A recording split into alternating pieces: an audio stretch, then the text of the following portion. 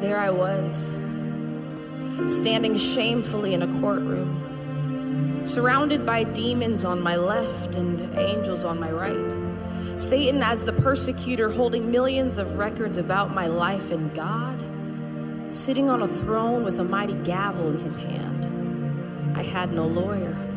Placed on trial for things such as lying, stealing, and fornication. For this was the beginning of my tribulation, for there was no reason to plead an innocent statement, for all the evidence was sitting right there with Satan. The demons smiled as tears rolled down the judge's eyes, for they clearly knew that now was the hour of my demise.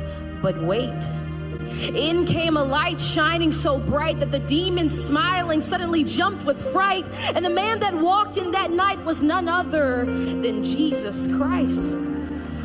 Darkness departed to give way, and glory was all the angels could say. As the man that walked in that night pulled out a lighter and immediately set Satan's records against me on fire.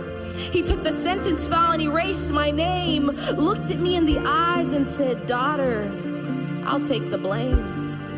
Handcuffs were placed on this man and he was thrown to the ground. The entire courtroom gasped at this horrendous sound, and the sudden seized the beat of his heart. The man that walked in glowing had now become dark.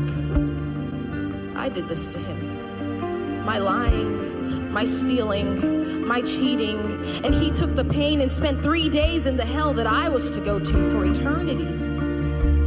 I left the courtroom that day and there was nothing I could say. I was found innocent, for Christ handled the debt that I was to pay. This type of love is more than you could give to a girlfriend, boyfriend, husband, wife. This man died for me.